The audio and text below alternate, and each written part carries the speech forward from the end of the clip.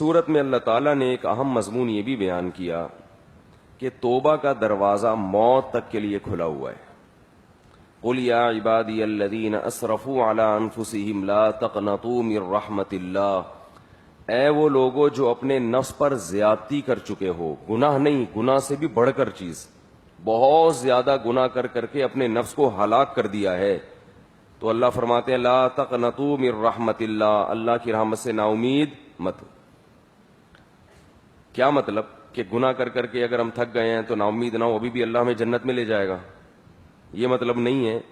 مطلب آگے آ رہا ہے اسی آیت میں، فرمایا اب کرنا کیا ہے، وَأَنِيبُوا إِلَىٰ رَبِّكُمْ وَأَسْلِمُوا لَهُ، اب تم اپنے رب کی طرف مائل ہو جاؤ اور اللہ کے فرما بردار بن جاؤ، من قبل ان یاتیکم العذاب، اس سے پہلے کہ اللہ کا عذاب آ جائے، یعنی نا امید مت ہو توبہ سے، اگر توبہ کرو گے تو توبہ قبول ہو جائے گی۔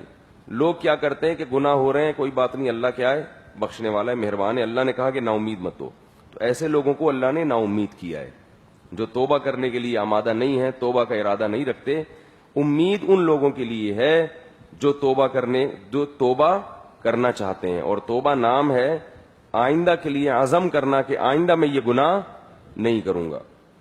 فرمایا انیبوا الی ربکم واتبعوا احسن ما انزل الیکم من ربکم، اور اتباع شروع کر دو اس کتاب کی، اس کے اچھے اچھے احکام کی جو تمہارے رب کی طرف سے تم پر نازل کیا گیا ہے، یعنی اب تک جو ہوا ہو گیا، آئندہ کے لیے اللہ نے جو احکام قرآن مجید میں دیے ہیں ان کی اتباع کرنا شروع کر دو۔ من قبل ان یاتیکم العذاب بغتۃ وانتم لا تشعرون، اس سے پہلے کہ اچانک تم پر کوئی عذاب آئے اور تمہیں شعور بھی نہ ہو، پتہ بھی نہ چلے۔ بسا اوقات انسان کے ساتھ حادثہ ہوتا ہے جو موت کا سبب بن جاتا ہے، اور انسان پہلے سے موت کے لیے تیار نہیں ہوتا، تو بتایا جا رہا ہے کہ توبہ میں جلدی کرو، اس امید پہ مت رہو کہ میں ابھی جوان ہوں، بڑھاپے تک مؤخر کر دیتا ہوں، ابھی بوڑھا ہوں، ابھی اور بھی بوڑھا ہو جاؤں گا۔ تو اللہ فرما رہے کہ عذاب آتے ٹائم نہیں لگتا اور پتہ بھی نہیں چلے گا، اور فرمائیں کہ جب عذاب آئے گا یا موت کا وقت آئے گا تو پھر کیا کنڈیشن ہوگی تمہاری، اس کو بیان کیا ہے۔ ان تقول النفس یا حسرتا علی ما فرطت فی جنب اللہ، اس وقت کہو گے کہ ہائے کاش میں اللہ کے بارے میں اتنی کوتاہی نہ کرتا، اللہ کے حکام کے بارے میں بڑی کوتاہی کی میں نے، جب موت کا وقت ہوگا تو یہ حالت ہوتی ہے۔ وَإِن كُنتُ لَمِنَ السَّاخِرِينَ، اور میں اللہ کے حکام کو سنجیدگی سے لیتا ہی نہیں رہا۔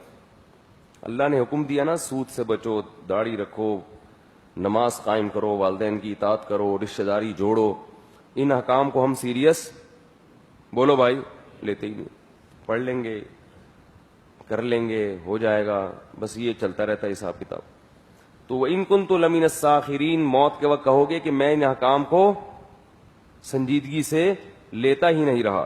او تقولا، فرمایا پھر پتہ ہے کیا کہو گے، پہلا جملہ تو یہ ہوگا کہ کاش میں نیک بن جاتا، اور کاش میں سیدھے راستے پہ چلتا، اور میں اللہ کے حکام کو سنجیدگی سے لیتا۔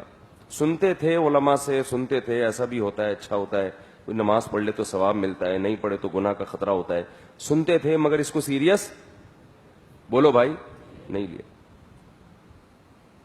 فرمایا دوسرا جملہ کیا نکلے گا، لو ان اللہ ہدانی لکنت من المتقین، اگر اللہ مجھے سیدھے راستے پہ چلا دیتا تو پرہیزگار بن جاتا، اللہ نے تو چلایا ہی نہیں۔ یہ قصور کس کا ہے معاذ اللہ، کس کا قصور ہے؟ جب پریشان ہوتا ہے نا آدمی تو اپنا جرم تسلیم کرنا آسان نہیں ہوتا، دوسرے پہ ڈالو۔ تو اللہ نے میری قسمت میں ہدایت لکھی نہیں تھی، اس لیے میں یہ مصیبت میں ہوں۔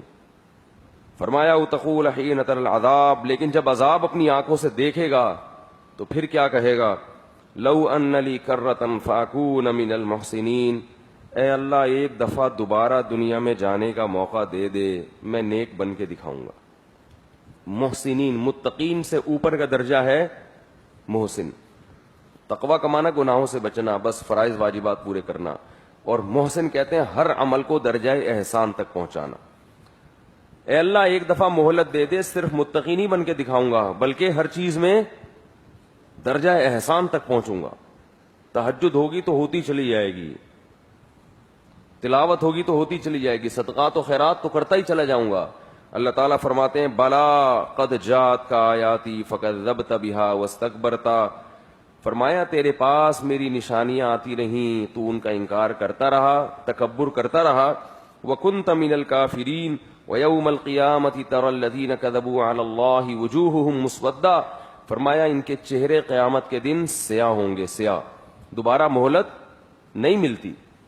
تو اس لیے بھائی ہمیں اپنے اعمال کا جائزہ لینا چاہیے کہ توبہ کو ہم مؤخر نہ کریں. توبہ کن چیزوں سے ہوتی ہے؟ کبیرہ گناہوں سے.